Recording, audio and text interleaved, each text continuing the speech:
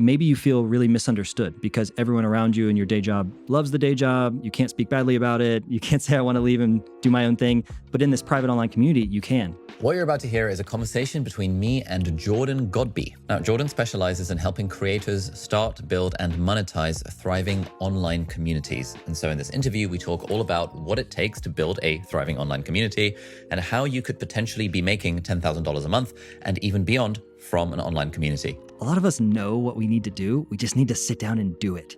So how do we create an environment and an opportunity for people just to sit down and do the work? And that alone provides massive value for people. We talk about the pros and cons of online community as a business model, and we talk about a bunch of things to consider if you are trying to make money and trying to build this sort of thriving online community business. There will be times in there that it's going to get really hard, and you maybe want to give up. Maybe you only actually want to give up in the moment, because you actually said, I want to achieve that thing, but there will be times where it becomes uncomfortable.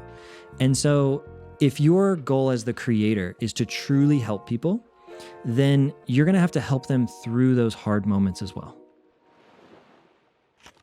Oh, by the way, before we get into this episode, I would love to tell you a little bit about Life Notes. Now, Life Notes is a weekly-ish email that I send completely for free to my subscribers, and it contains my notes from life. So notes from books that I've read, podcasts I'm listening to, conversations I'm having, and experiences I'm having in work and in life. And around once a week, I write these up and share them in an email with my subscribers. So if you would like to get an email from me that contains the stuff that I'm learning, almost in real time as I'm learning it, you might like to subscribe. There is a link down in the show notes or in the video description. All right, Jordan, welcome to the podcast. Thanks, man. It's great to be here. This is going to be fun. So we are going to give people, apparently, a roadmap for how a normal person can get to $10,000 a month through online communities. Yeah. Now, this seems... I did an episode with Jay Klaus, and I was a little bit like... That was more like a coaching session where he sort of coached me on what we do with Productivity Lab. But I kind of want this to be imagining we've got someone who's like a normal person. Let's say me when I was 26 and I had a day job. And I'm like, I enjoy the job, but I would love to build some sort of business on the side. And this goal of $10,000 a month seems to be a thing, at least on YouTube, where people feel like, okay, if I can get to 10K a month, I'll be able to comfortably quit my job. And probably most people listening to this, if you could make $10,000 a month with a side business, you probably feel like, damn, yeah, maybe I could quit my job and have freedom and all that fun stuff. So how does someone get to 10K a month using a community? Like, where do we start? Yeah, so a lot of times I see people just coming up with an idea and they're like, would this work? Could I make $10,000 a month using this idea? And that's not really the best way to do it, right? You have an idea in search of a problem or in search of someone's dollars. And what you really want is to solve a problem that already exists. And when you do that, you can very easily put value to that and sell people on that. Okay. So you want to solve a problem that already exists. Okay. Because a lot of people will be listening to this thinking, okay, well, I mean, I've heard of dropshipping, I've heard of affiliate sites, I've heard of selling an online course. Abdaal talks about his YouTuber Academy, so maybe I could make it big by being a YouTuber. But increasingly, they might have seen Alex Hormozi sort of convincing everyone that the best way to get to 10K a month is to start an online community on School or something. Like, what's up with that sort of messaging? It's a little bit obfuscating the real issue here. So I feel that community is now the new hot topic that everyone is talking about and the right platform and how much to charge. But community by itself doesn't actually solve any problems. It's not just a magic bullet or magic wand.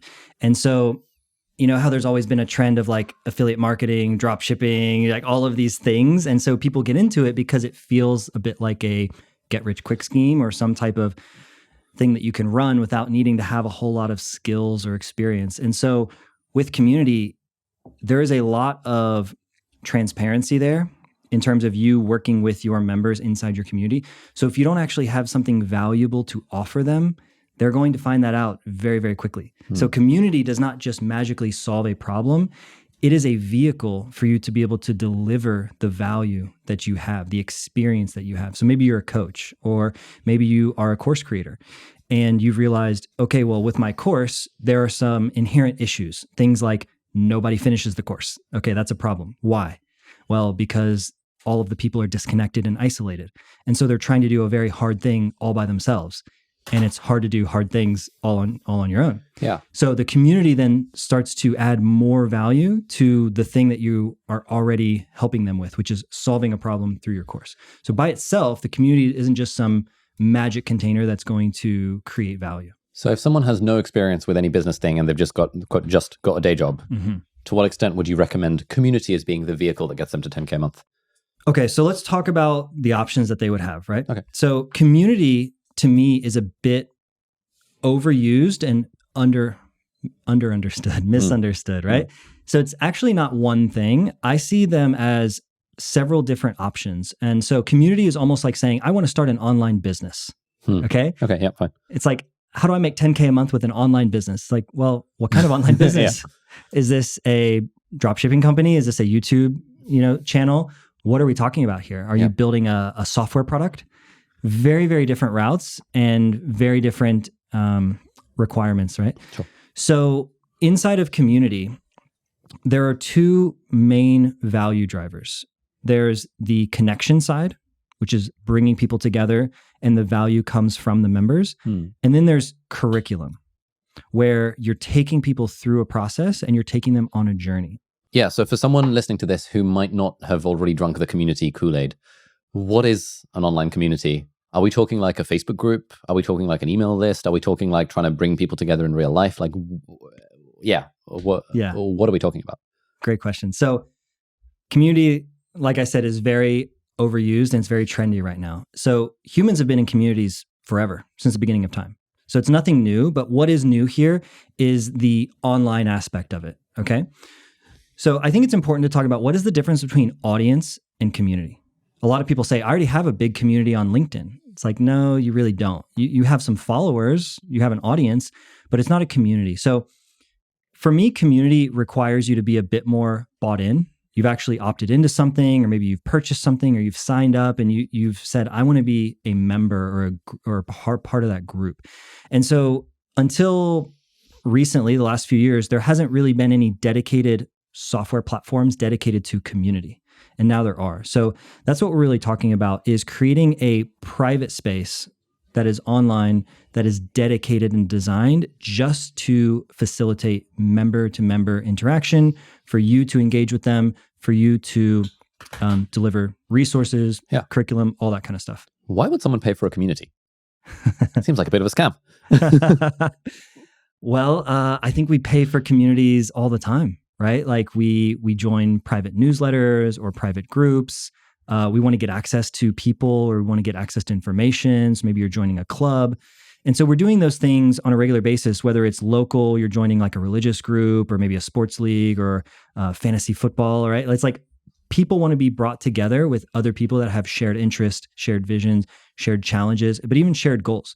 And so communities could be people who are trying to quit their 9-to-5 and become an entrepreneur, right? So it's like, maybe you feel really misunderstood because everyone around you in your day job loves the day job. You can't speak badly about it. You can't say, I want to leave and do my own thing. But in this private online community, you can, because you can be surrounded by people that think exactly the way you do. They read the same books. They watch the same YouTube videos. And so there's that sense of connection and support. But then also, if that community is being led by someone who's doing what you want to be doing, you're essentially having that mentor and mentorship relationship, or a coach relationship, where you can be sharing what you're doing on a regular basis. So you're like, hey, I'm trying to implement the things you're teaching and it's not working. Then you can actually get support, versus you just read a book and if you can't figure it out, well, you're out of luck. Okay, cool. So like I'm thinking, this was the thought that we had a few years ago now, actually, when we launched our course, the YouTuber Academy. And my team talked me into having a community with it, because I was like, who cares about community? Because to me, like, an online community is like, I don't really care. I feel like I've already got too much shit going on in my life, and I know enough people in real life now who do stuff, and real life is broadly better than online. But then I was really surprised that people seemed to freaking love the community. And I was like, oh, that's interesting. And then 6 months ago, when we were thinking of launching Productivity Lab, initially it was going to be a $300 course. And then my team again said, hey, we should really make this a community. And I was like, nah, come on. No one wants community. Turns out people really want community now that we've launched the thing. And, I kind of got talked into it by my team, who did a load of market research. So we mentioned that there is a few different types of online community. Online community is sort of like online business. Like, what are the different types, and how should someone be thinking about this? Yeah. And I think the important thing to think about too is we all realized through the pandemic and everything how isolated and lonely we can all be and how disconnected. And so it's a place to go to hang out, right? Where you're not just going there to get entertainment, but to really be understood, to be supported, and to not feel so alone and isolated. And so sometimes when you're trying to do a really hard thing, the first step is actually that mental step of even believing it's possible, right? Because if you don't believe something is truly possible, we all see superstars and we see famous people and it's like, yeah, they could do it, but is this really possible for me? Getting into that community puts you in very close proximity with people that are either doing what you want to be doing or also striving for it. And so it makes it feel a lot more tangible and a lot more realistic and probable. So let's talk about what those 4 different types are, right? So we've got the 2 drivers we talked about. So we've got connection or curriculum. So you want to be thinking about, if you're starting a community, where is the value coming from? Is it coming from simply bringing a lot of disconnected people together? And that could be definitely a value driver. Or is it coming from teaching someone and helping them achieve a very specific outcome? So if you've done something in your life that other people want to learn how to do, and if you can turn that into a roadmap and a curriculum and a course, doing that inside of a community supercharges that, okay? So within each of those 2 buckets, there is a low ticket option and a high ticket option. Okay. And that is going to dictate the way that you're going to run and facilitate the community and the experience inside. And what numbers are we talking for low ticket and high ticket? Low ticket, I would say anything under typically $1,000 or something like $100 per month. Oh, okay, cool. So under $100 a month would be low ticket, and over $100 a month would be high ticket. I mean, ours is $97 a month. So I guess you would call Productivity Lab low ticket, low-ish ticket. It's low-ish, right? But you're charging it up front, aren't you? Yeah, $1,000 for the year, or like $997 for the year, or whatever it is. Yeah.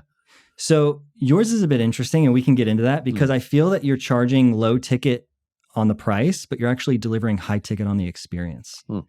And so we can kind of talk about what those 2 Thank you. We'll clip that out and post it as a testimonial. differences look Low like. ticket on the price, high ticket on the experience. Okay, cool. So 4 different types. Yeah. So on the connection side, on the low ticket, we have peer communities. Yep. Right. So it sounds like what it is. Hey, we all have a similar interest, a similar goal, a similar dream.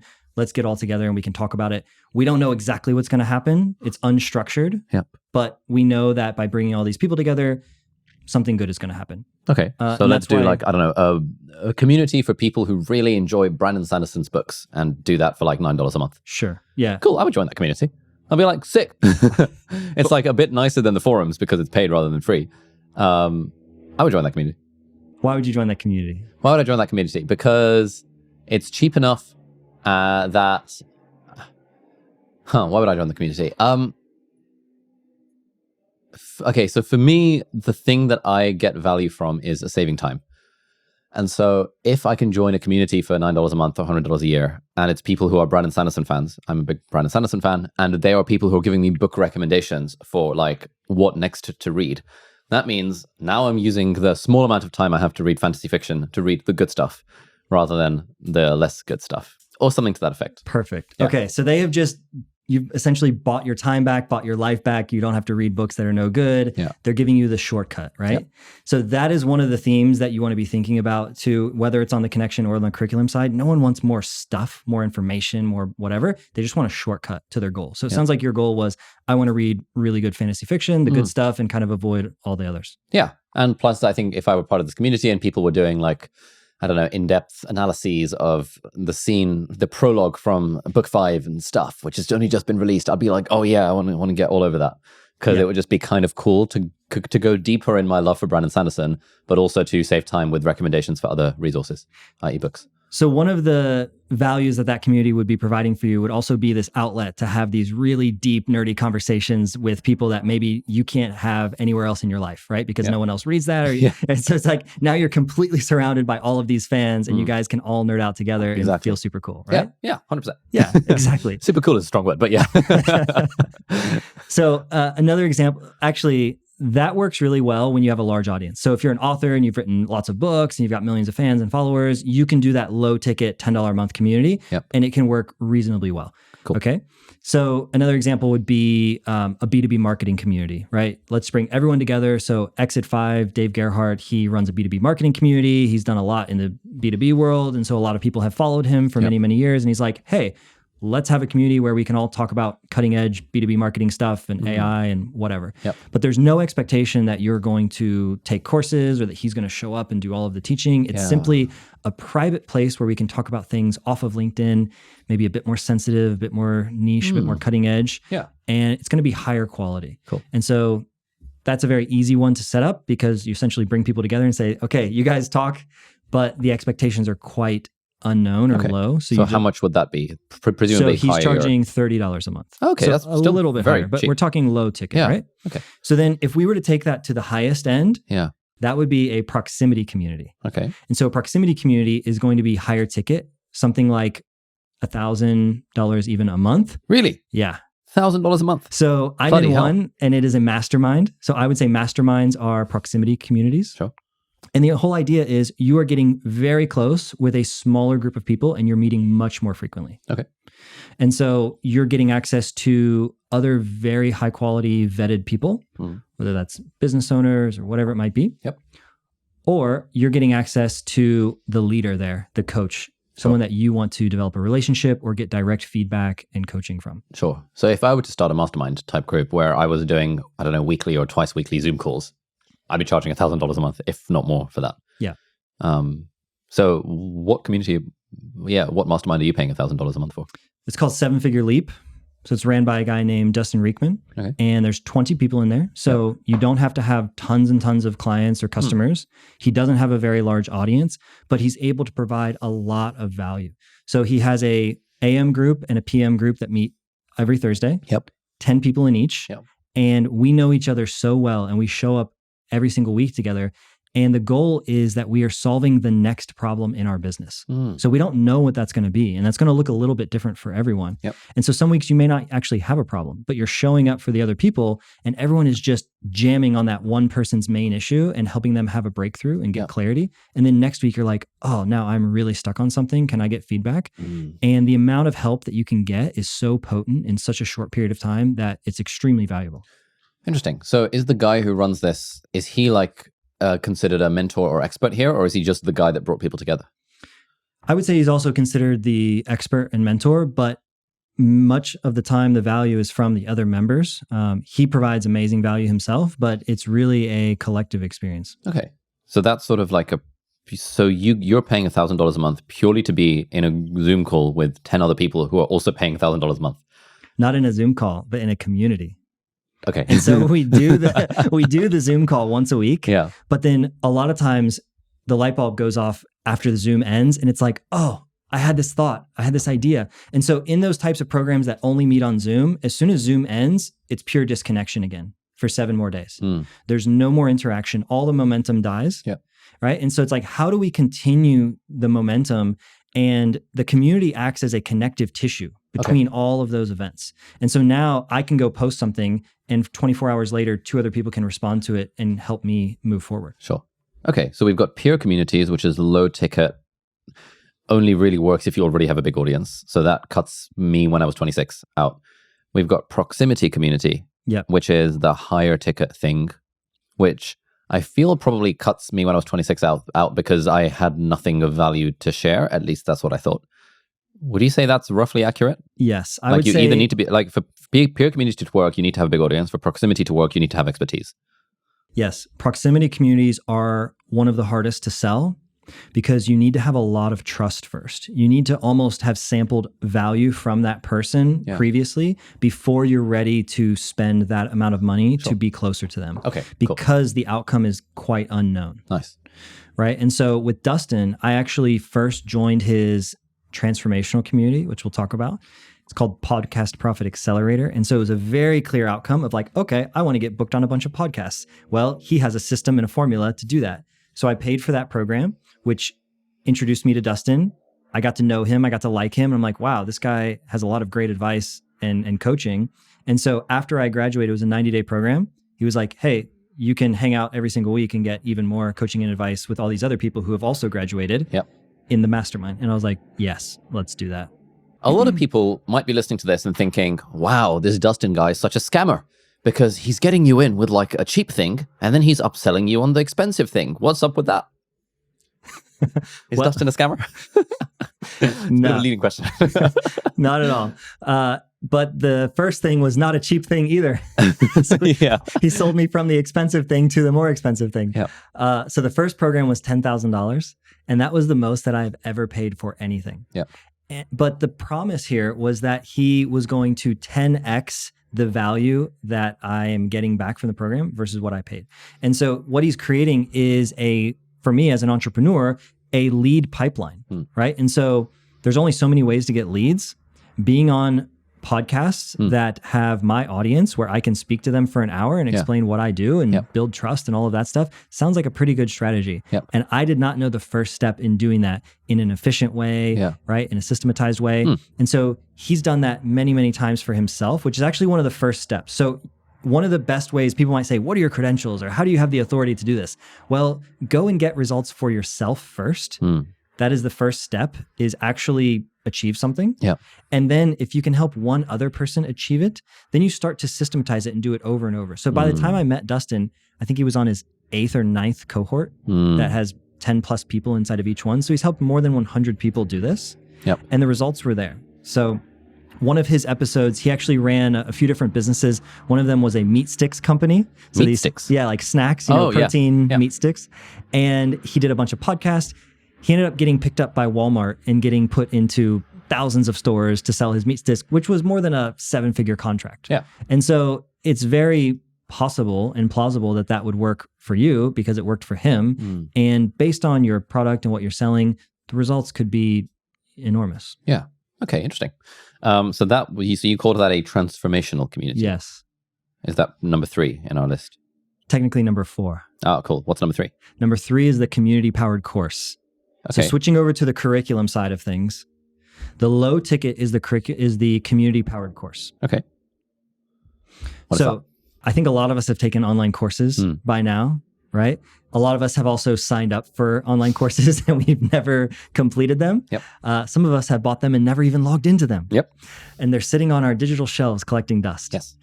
Because they're very exciting, right? The promise, the sales page, you can learn how to do X, Y, Z. Depending on what phase you're in life, you're like, that sounds really cool. I would love to learn how to record YouTube videos and edit them myself, even though I don't really have any intention or need to do that, but it sounds really interesting.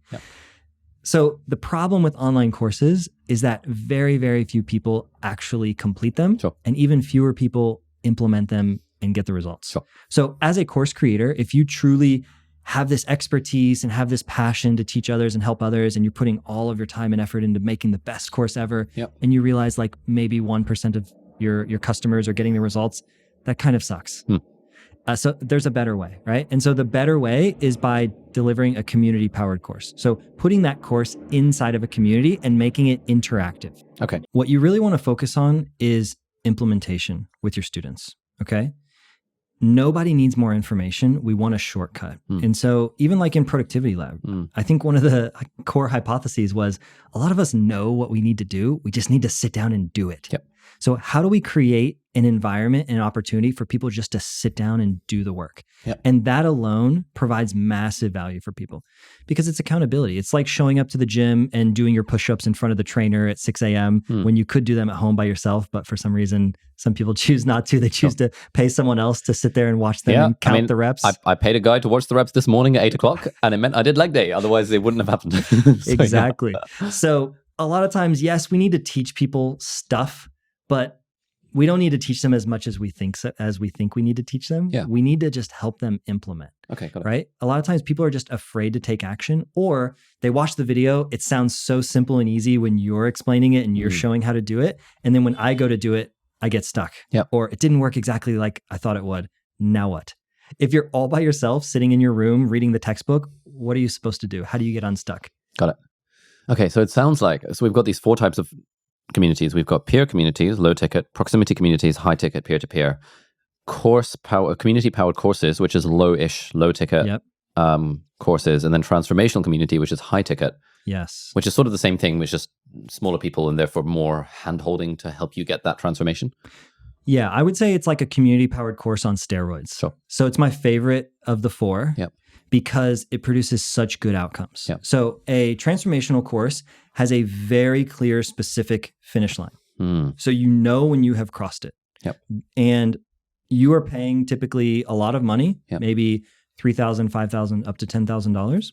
And so there is a lot of support there for you. There could be daily calls, there could be coaches, accountability partners, community managers, people that you can check in with to get unstuck, but who also will be checking in with you if you disappear. Got it. So let's talk about an example of transformational communities.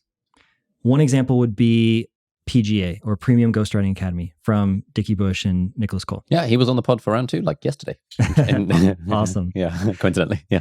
So when you sign up for this program, there is one outcome. You will become a premium ghostwriter, which is something that they have coined and they have created, right? And so what that means is you're going to be able to sell a educational email course for a price point and find clients and da-da-da-da, okay? If you are going through this program and you just all of a sudden ghost and disappear, they will follow up with you. Yeah. They will email, they will DM.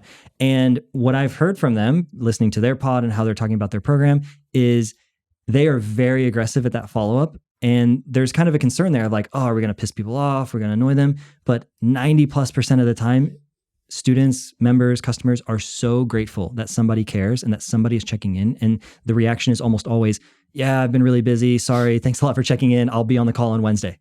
And so if you're someone who really cares about your students' success and you want to make sure that you're getting great testimonials and case studies, then people need to show up.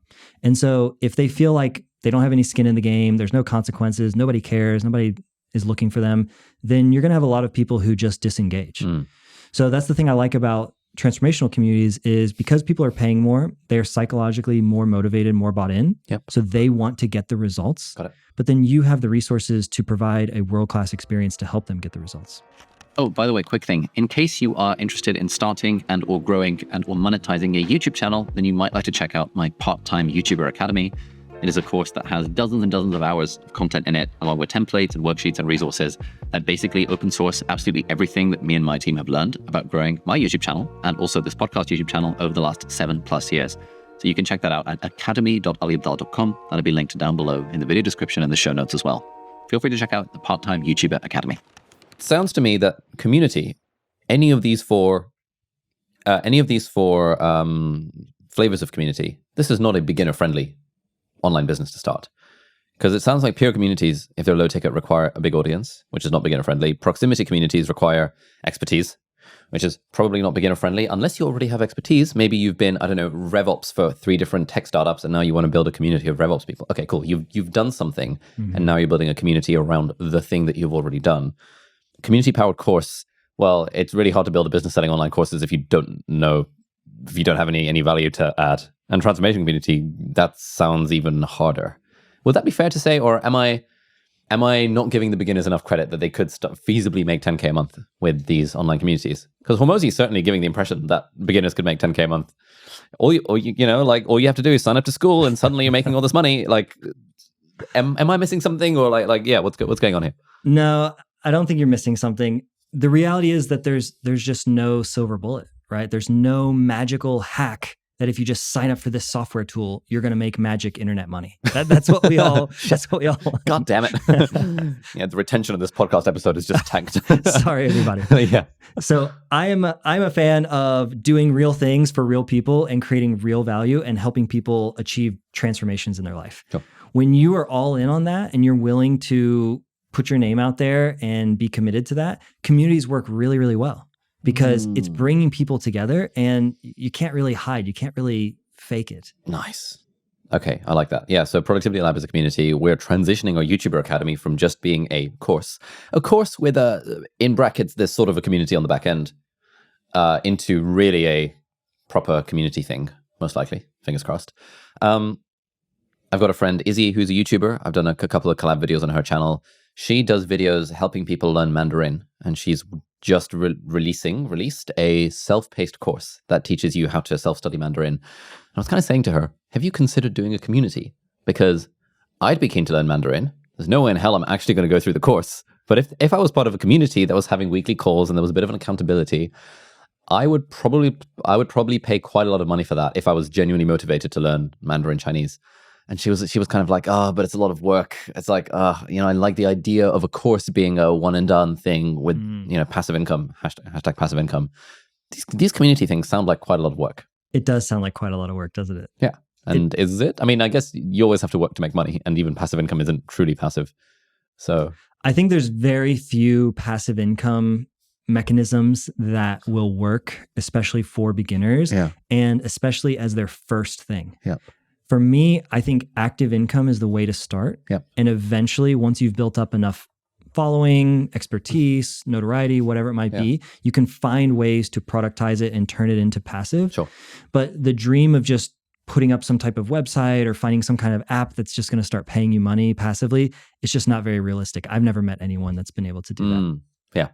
Yeah. That's really the myth that I think still people believe, that there is in fact a magic bullet to get to 10K a month. Yeah. And every time I do these podcasts where we title them, how to make 10K a month as a writer, it's like, oh shit, it's work. How to make 10K a month as a service agency. Oh yeah, it's work. How to make 10K a month with a community. Yeah, it's work.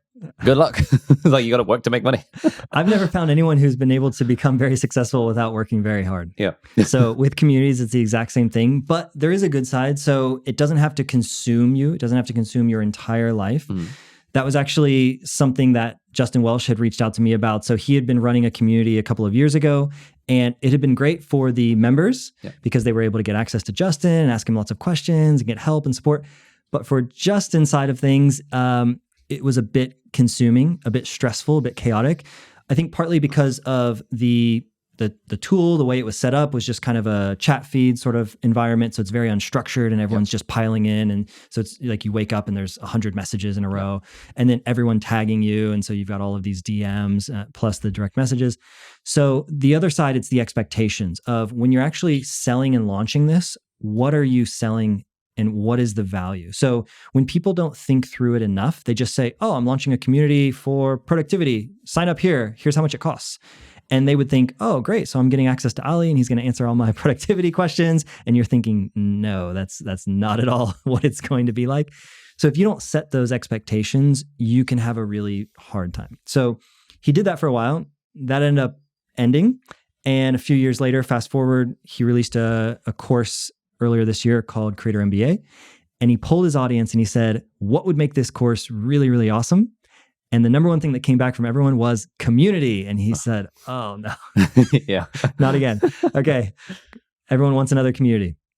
And so when he reached out to me, he was like, I want to do this, but I want to do it differently than we did it before. I don't want this to be the Justin Welsh show where everyone just gets in line every single day and I wake up and there's 100 messages that I have to answer. How do we make this a calm, easy community that is not going to fully consume me, but it's going to create a lot of value for people? Yep. And so part of it was just in the expectations. We said, hey, this is a community only for customers of the Creator MBA. So you're going through the course. This is a peer community where you get to talk to one another, share what you're working on, ask for feedback, show us your work. And then Justin is going to have a few structured events inside the community. So he'll do a monthly Q&A and everyone submits their questions ahead of time to give him time to prepare a proper answer, research it, show examples. And so for 2 hours, it's a very high quality event that everyone attends. But then outside of that, his participation is really seen as like a bonus. So he's been able to spend 3 to 5 hours a week and still add massive value to the community. And it's not taking over his whole life. Nice. Do you know how much money he made from this? I think he was open about it on Twitter. I think was it like 1 million plus? I believe so. Yeah, because he tweeted something, because we used him as an example in a video that I released like yesterday, where I think he's up to like 7.5 million in lifetime earnings from his courses business over the last like several years, which is pretty cool. It's pretty cool. Okay, so community as a business model, not for the faint-hearted, but I think in a world where it sounds like it's a good addition to the. I feel like we need a name for this. That we tried to make the name Creatorpreneur happen, like the Creatorpreneur stack. But I think there's something around like the online teacher, the online thought leader, the online educator, or something to that effect that sounds a bit less shit than that. In that stack, there is currently, I make videos and I get them sponsored. I make an online course. I do one-on-one coaching. And it sounds like, recurring revenue membership community of some sort. either as a community-powered course, a transformational community, a proximity community, i.e. a mastermind, or a peer community. Those are also now options that online thought leadery type people have under their belt. Is that a reasonable way of thinking about it? Or do you think I'm being too niche with saying that, well, it feels like communities are the thing for like the online thought leadery type people? I think what communities unlock for those types of people is more leverage. So it's a monetization vehicle, and it's a way to serve more people at the same time. Okay. So instead of doing one-on-one consulting, create a group program. And that group program would be inside the community. Sure. Because I think a lot of people might have the perception that one-on-one is the highest value that you can get from someone, but it's actually more valuable to be in a small, intimate group with that expert because you get to hear what the other members are thinking and what the other members are asking. And many times other people will ask even better questions than you are. And you're thinking, oh, damn, that's a really good question. Yeah, I should be thinking about that. Or I'm just going to listen to the answer and implement that. So many times what we've seen like in our program is people will show up for the weekly calls and I'll do a quick check-in in the beginning to see who has an immediate problem or a question that we need to tackle this week. And some people are like, no, I'm just here to kind of listen to the conversation, hang out, hear what you guys are up to. I'm working on my business, but I don't have an immediate problem. But I just want to be in the room because there aren't very many other places that you get to have these types of conversations. Yeah, I would pay a lot to join a community of 7-figure entrepreneurs all trying to scale to 8. And I'd probably just hang out and chill on most of these calls, maybe while going for a walk, just to absorb the sorts of things that people are asking. Because even if I don't have directly a question for, I don't know, Cole Gordon or whatever the thing might be, it's like, the fact that other people are asking those sorts of questions, and we find this when I do Q&As for our YouTuber Accelerator program, most of the call doesn't actually ask a question. They're just sort of hanging out and listening in. And sometimes they'll have the video off, sometimes they'll have it on, they might be doing something else, but it's like, yeah, where else do you get to hear from, Ali Abdaal giving people specific YouTube advice? And often people, actually that thing he said to person X actually really helps me. That kind of idea. And people really value live over pre-recorded, right? Even if it's the best information in the world recorded yesterday, there's something about getting to be on a live call with you today. Because it's just more real time. I can ask a question. I can get specific advice and feedback from you directly. And so if we're on a call, if you're running a call for an hour and I get 3 minutes of your time to ask a question and have you respond back, that's massive value. And so I might be paying $1,000 a year or $1,000 a month for that. And for that to happen a few times and to give me an unlock in my business, it more than pays for the entire membership. Nice. So let's talk about Productivity Lab. So we worked with you to get Productivity Lab off of the ground. So thank you for all the help on that front. You're welcome. What about the process would be interesting for listeners, do you think? I guess I'm sort of inside the bottle, so I don't really like... I don't really know I think what we people should care talk about the design phase. Okay. And so that's really what we spent the first couple of months on, was really the offer of what are we building here?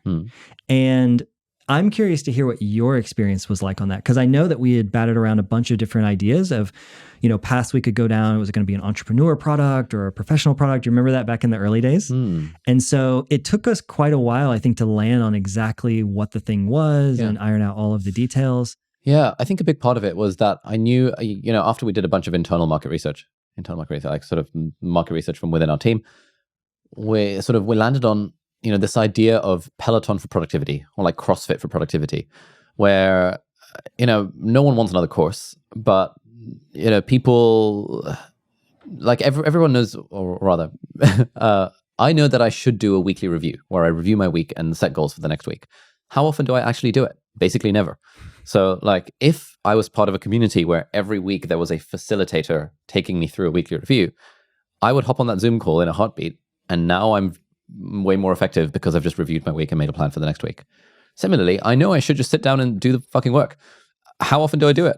Well, almost never. But if there was a Zoom call where I was on there with a few people over Zoom or even people in real life, because I like doing little co-working parties in my house, I do way more work than when I'm just sitting there on my own. So what's the value of that for me? For me, because I've got a 7-figure business, absolutely, that's astronomical. Like, of course it's worth it. And so it's almost like I was thinking, well, the same reason that I have a personal trainer and or would go to exercise classes, it's because I just don't do the thing on my own. And I know I don't need more content. I'm not signing up to a personal trainer in the hope that the personal trainer is going to give me a magic bullet to 6-pack abs.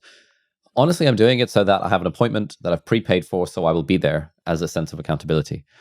And so the thought was, what would that look like as I didn't want to use the word community. I was like, oh, community. Oh God, now I'm going to be on the hook and we're going to feel like we have to keep on doing new stuff every single month and blah, blah, blah, blah, blah.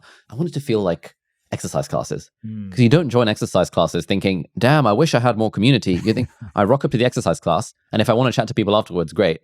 But the chatting to people afterwards, it's on me to make friends rather than on CrossFit to provide a small group, intimate dining experience where we can get to hang out. So that was the idea. And then in my mind, I was thinking, okay, well, I don't like low ticket things.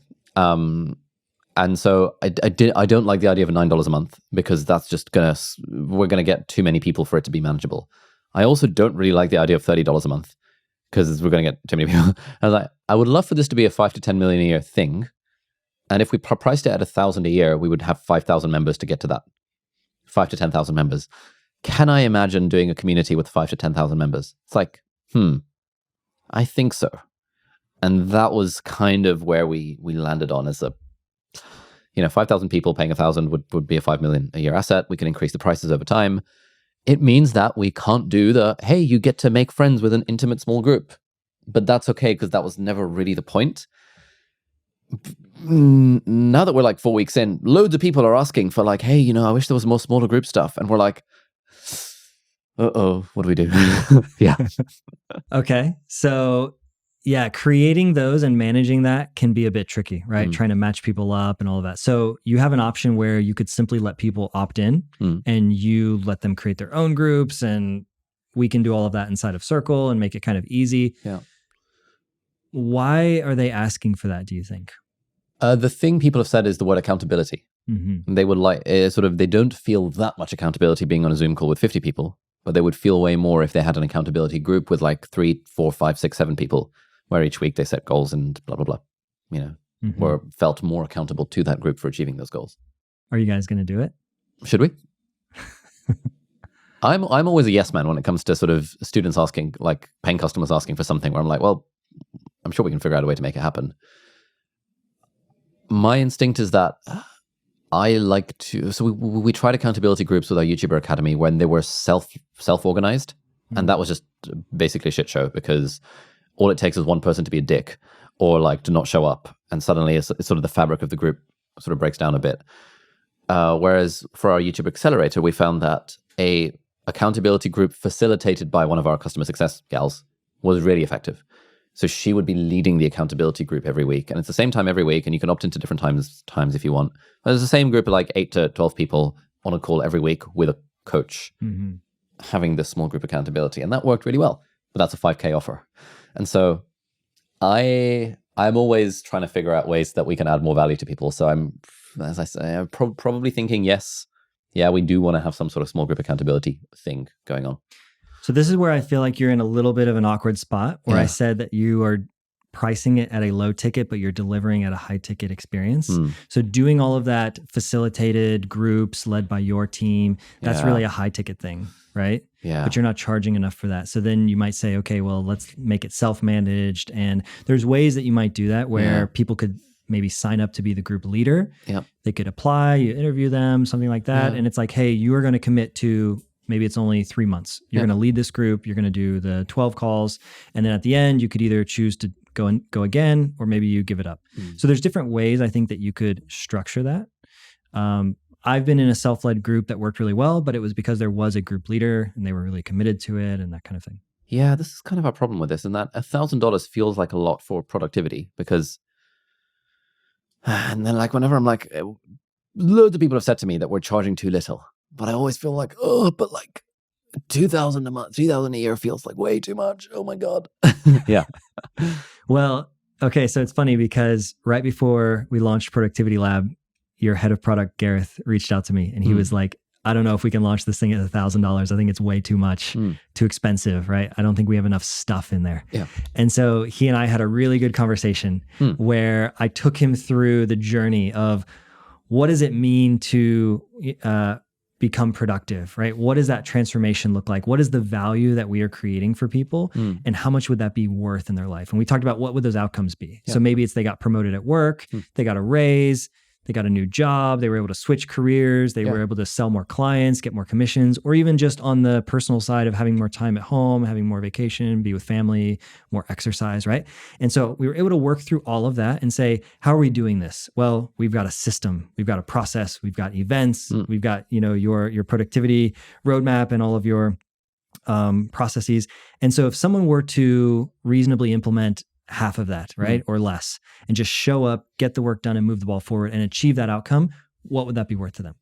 Well, if someone got a raise, you would argue that'd probably be worth at least $5,000 or $10,000, right? Yeah. If they were to sell a bunch more clients, they could make a lot more money. So we want to try to deliver at least a 10x return on what we're charging. And so by the end of that call, he was like, okay, this thing is definitely worth $1,000 because if you were to achieve any of those outcomes, it's definitely paying for itself. But you also have to think about, we're training and we're teaching a skill that they could likely implement and use for the rest of their life. So it's not just how productive will you be in the next 12 months, but what result would you achieve if you changed the trajectory of your life by a couple of degrees over the next 20, 30, 50 years? Yeah. It always feels weird thinking about what would this be worth to the student / the customer? Because in my mind, I always go to, but how much does it cost us to deliver on to? It's sort of cost-based rather than value-based pricing, where it's like, it's not that hard for us to put together 4 daily Zoom calls, doing co-working and having, 6 weekly reflection sessions for different time zones and having a quarterly webinar and a monthly reflection with me. And it's not that much work, it feels like $100 a month. It's like, whoa, like, if you watch Netflix, they're only charging you $12 a month. That sort of thing still comes into my mind, even though I've been charging $1,000 plus for things for a very long time. Yeah. Do you see that a lot? This sort of fear of pricing high? Yes, absolutely. I think it's the number one challenge that especially newer entrepreneurs face, or when someone's moving from, say, a 9-to-5 into being a freelancer or just being out on their own. Pricing is such an emotional kind of thing because it taps into like, who am I and my value and my experience and what are my credentials and how can I justify this and how much time is it taking me? So I am very much a fan of value-based pricing.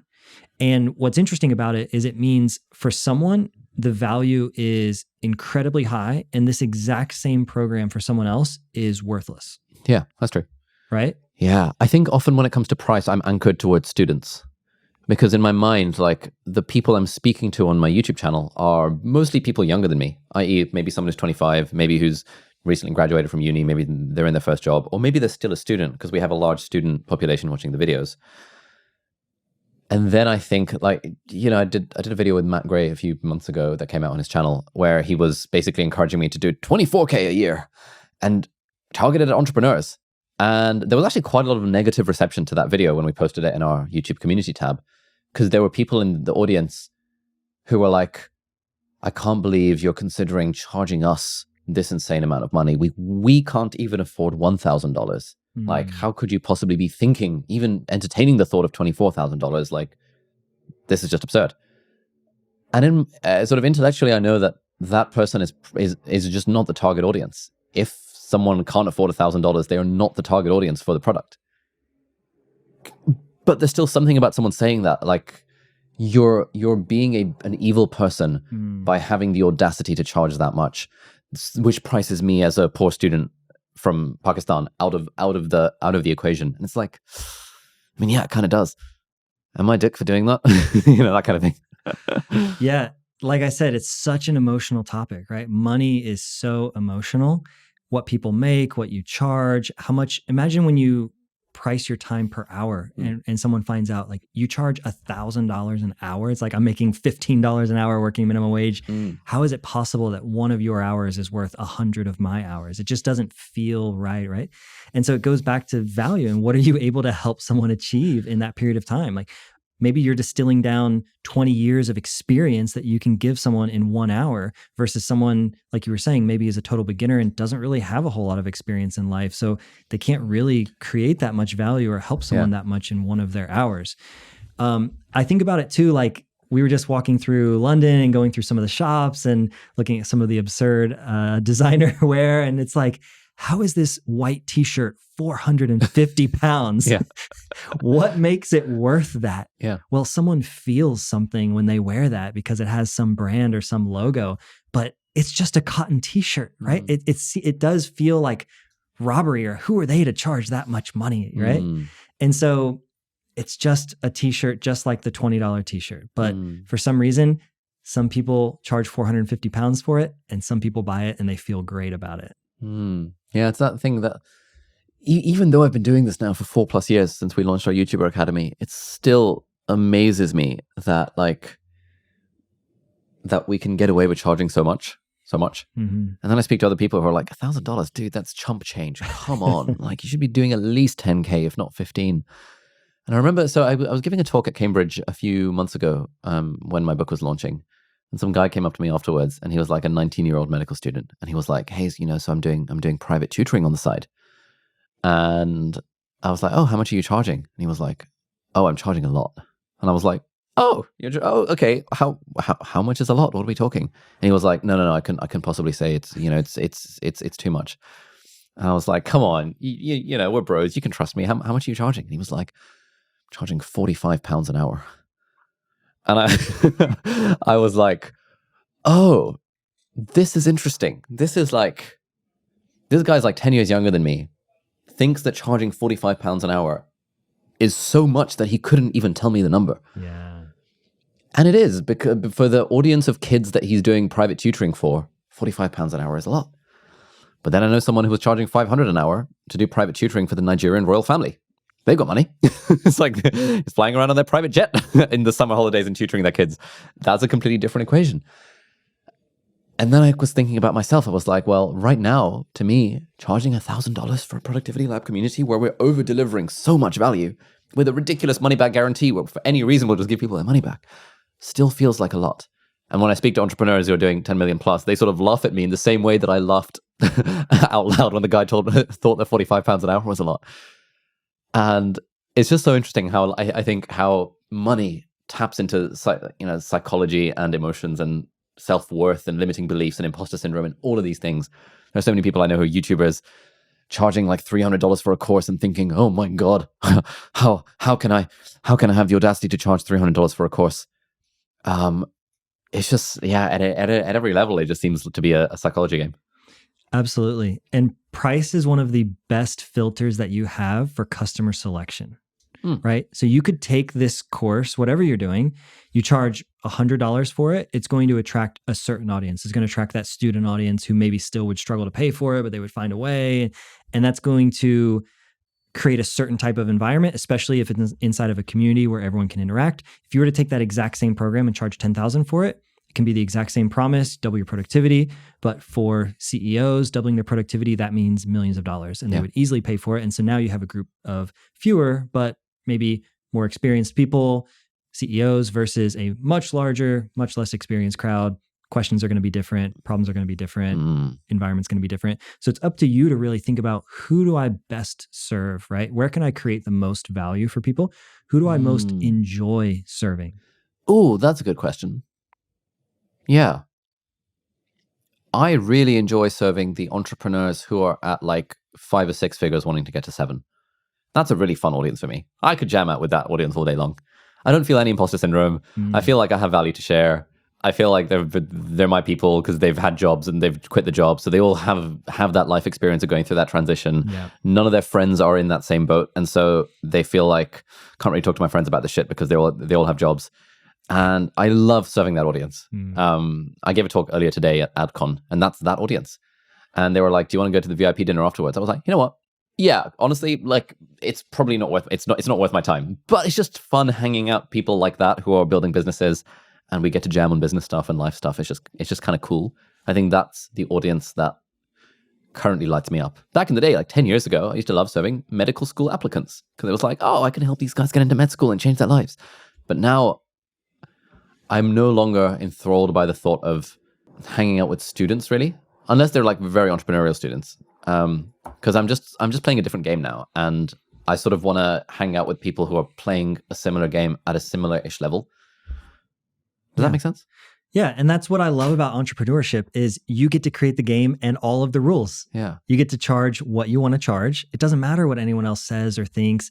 You're never going to be able to make everyone happy. I mean, you have a huge audience, so you know that probably every video somehow pisses someone off or rubs them the wrong way. Someone disagrees with something that you say. So that's just going to continue to happen forever. But it's up to you to get to choose, who do I best serve? Who do I want to work with? Who do I enjoy creating content for and helping? And that's one of the ingredients that you would use when coming up with your pricing. Have you been a therapist for any other creators about this pricing stuff? What sort of stuff do you say? Yeah, or what sort of struggles do people have when it comes to pricing? So one of the other biggest struggles is that people are fixated on the monthly price. They're like, okay, I want to make this really cool thing. It's going to be awesome. It's going to have this and this and this, and it's going to be $100 a month. And I go, okay, why is it going to be monthly pricing? And they're like, what do you mean? Like, everything is monthly pricing. It has to be monthly pricing, right? It's like, no, we have a lot of other options, right? It could be one time, it could be lifetime, it could be annual, but it depends, what are we helping someone achieve? So if you're paying for Netflix, it makes sense that it's monthly. You get 30 days, watch as many movies as you want, right? And then every 30 days, you kind of make that decision. Am I getting value from this? Do I still want this? Is there anything new next month? Same with the gym. You show up and use the machines, right? University doesn't charge you by the month. Right? It's like, I think I'll opt out this month. I'm not really feeling it. Maybe I'll like go on vacation and come back next month. Yeah. It's like, no, you're committed, right? You've signed up for the entire year, for the entire semester. Yeah. You pay it all up front. And now it's up to you to actually show up and do the work. They're going to provide all of the services, but it's now your responsibility to get the transformation and get the outcome. Yeah. And so if the outcome is going to take many, many months or many years, why are you charging monthly? Because for a very long time, they're going to be asking themselves, am I really getting an ROI on this? Am I getting the value on this? And the answer is going to be no. And you're giving them the opportunity to cancel and churn every 30 days.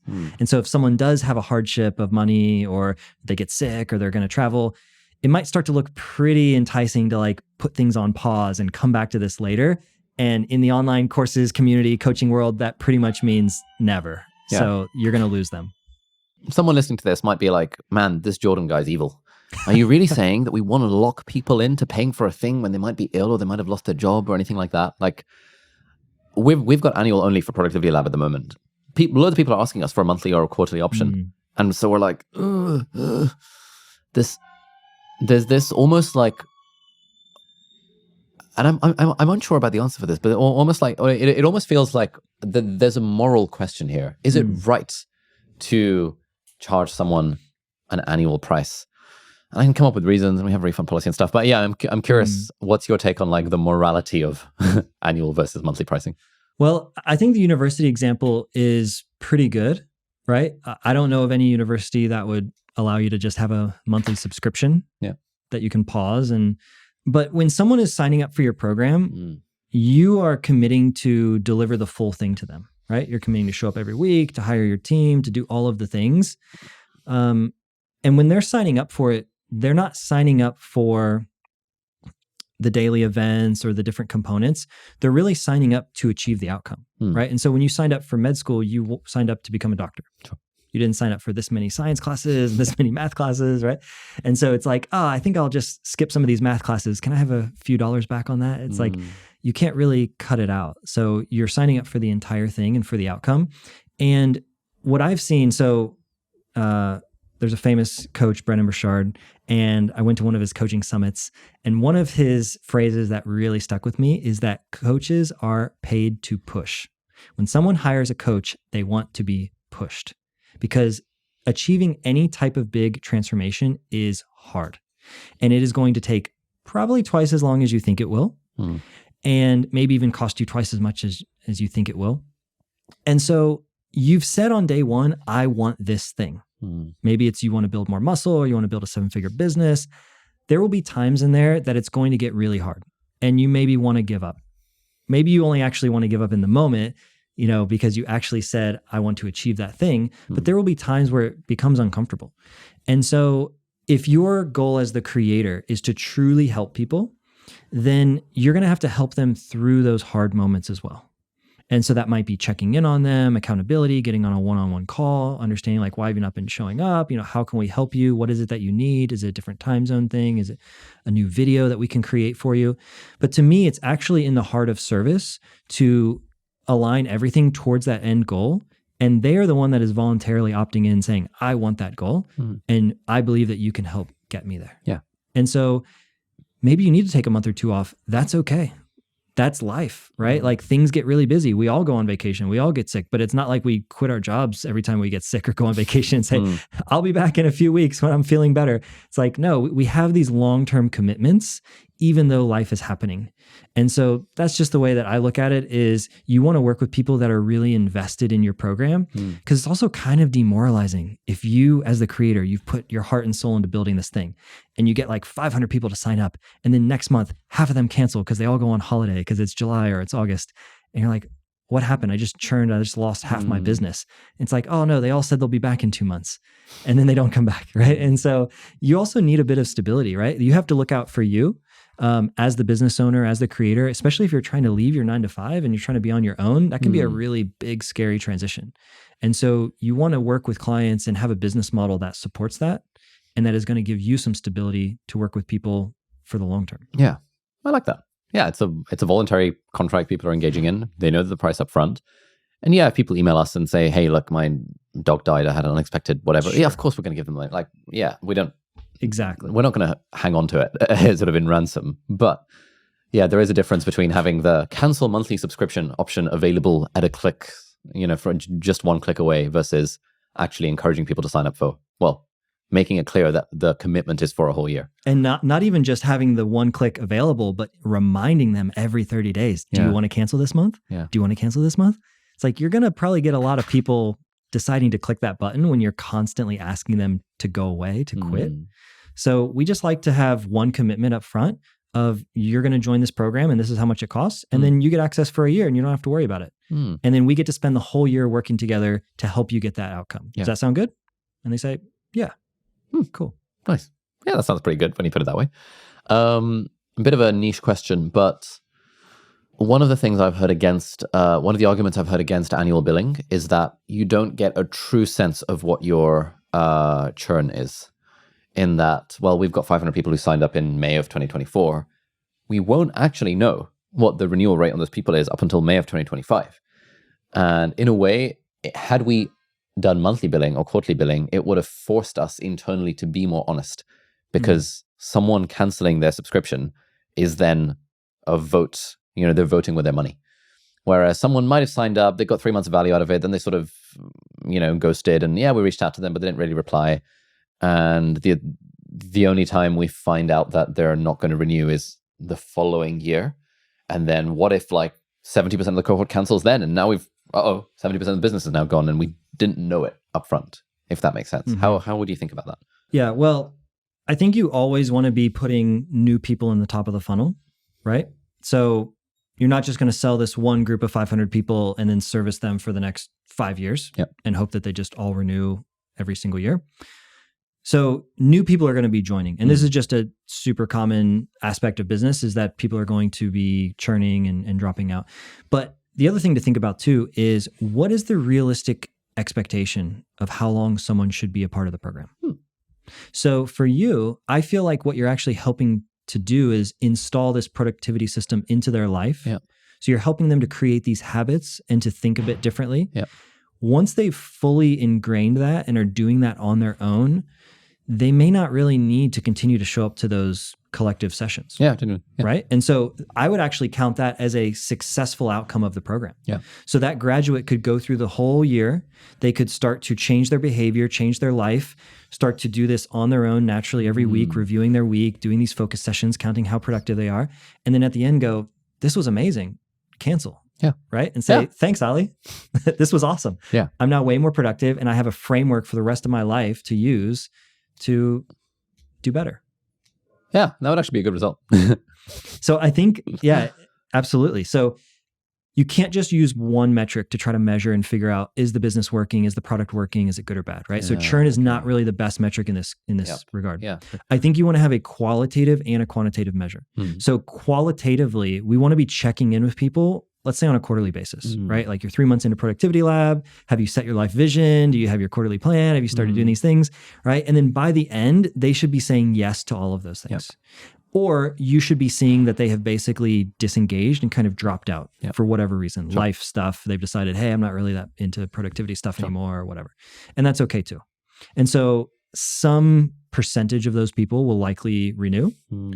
But what you could also do is we can continue to iterate on the program and add new value and new things, just like Netflix does. You know, don't cancel because next month we're going to release this new series. And it's like, oh, I really want to see that. Okay, I'm not going to cancel. So if you're able to forecast in the future and say, next year we're going to do a live event in London, or we're going to bring in a few other speakers or whatever, that could be a good incentive for people to want to stick around, even if they've already implemented some of the other stuff. Yeah. Okay. That's interesting.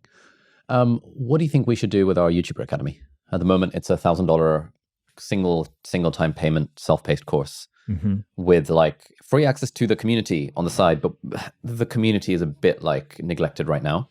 And we want to kind of start taking it a lot more seriously. And seeing what's happened with Productivity Lab, my idea was, why don't we just copy and paste that same model, $997 for the year. Building a YouTube channel is a long-term commitment. So maybe we would allow quarterly pricing for people who just want to dip their toes in. But I don't think we want to go to monthly at all. And we give them the course. If it's given that it's recurring revenue, now it gives us a reason to update the course, make sure we add modules about AI for YouTubers and thumbnails and bonus stuff. And we just take the community aspect much more seriously. How does that land with you? Anything you would think about? So what does it mean to take the community aspect more seriously? Probably, I mean, at the moment we have like one community event each month, but we'd probably do a little bit more. We'd probably, like we do in real life meetups. In fairness, we do quite a lot for this free community that they get lifetime access to. We have like meetups 3 times a year, often in London, but also we did one in Austin. We did one in, where else were we at? Yeah, in Austin. We do like monthly guest workshops. I think just to me it feels weird to be continuing to give so much value for a thing that they are not paying for, because they paid one-off for the course and they're not paying for the community. So I'm always a bit like, whenever the PTY team wants me to do a community workshop, I'm always like, I'll happily do a meetup and hang out with people in real life, but like the thought of being on Zoom for 2 hours to people that bought a course 4 years ago and are not paying us anymore, like that sort of hurts me inside in a weird way. Am I a bad person? Not at all. I had this exact same problem. And so what's going on is the incentives are misaligned, right? Someone paid one time 4 years ago, and now they just get unlimited value from you forever. Like, how does that make sense? Where else does that exist anywhere in the world? It doesn't really. So if you want ongoing revenue, then you have to provide ongoing value. You're already providing this ongoing value. Yeah. You should be charging for it. So I launched a course a few years ago where I'm talking about communities and stuff. And it was a DIY, on demand, watch the videos. So I committed to showing up once a week to do these live coaching calls. And it just started going on forever. But people had only paid one time a very low ticket for this course. Yeah. And then I realized the incentives were totally misaligned and people weren't even showing up. So now I'm committing my time to run these calls for free. And then people aren't even showing up because they're not even invested. They're not even paying ongoing. Yep. And so they're like, well, what am I losing? I didn't really even pay for this. And that became a very demoralizing event where it's like, I'm trying to give away value because I said I would, because I want to support my customers. And then they're not even interested. Yeah. So I switched it to a monthly recurring where after you join the program, if you want to continue to get coaching and these live calls, you're at least going to pay for it. Sure. And now people are showing up every single week because they're getting the value from it. And now me and my team are super happy with it. And it's going great. Okay, nice. Yeah. So I think you should definitely do something where there's a recurring revenue quarterly or yearly, because there's so much that you could do. And so have you thought about this as like a course/coaching program where there could be feedback, there could be other YouTube coaches, people on your team that are like... Yeah, this is what we're trying to figure out. So we've got our YouTube accelerator, which was previously $5,000 for a year, which we want to sort of squeeze down to either $5,000 or 6 or 7 for 6 months, because a year just was a bit too long, where they were getting weekly office hours with like everyone in my team. So there was like 2 things a day happening where they could just hop on a call and ask anyone on my team questions. They had like feedback on 26 of their videos. They had group accountability calls with one of our coaches. There's a lot going on in this program. And so we had that. And then we've got our YouTuber Academy, just the $1,000 course. And so what we're thinking is we turn the $1,000 course into $1,000 a year community plus course, that mishmash thing, similar to what Productivity Lab is. And then we keep the 5K for 3 months or 5K for 6 months offering that gives them more intensive support and handholding from the team for that short period of time. And then they just go back into the community or not, whatever they want. How does that sound? Yeah. Yeah, I think it's good. So people can get into the course for $1,000 for a year and have access to the community. So everyone else who's going through the course can be sharing updates and asking questions and all of that. But if they actually want active coaching from your team, feedback, live sessions, then they're paying for the accelerator.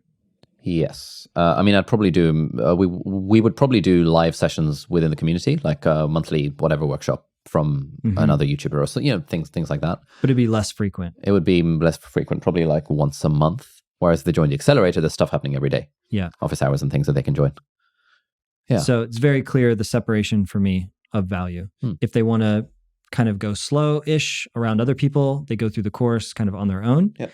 If they want to go a lot faster, it's a lot more intense and there's a lot more things that they have access to. Yeah. And they're getting your team's active involvement on a daily, weekly basis. Yeah.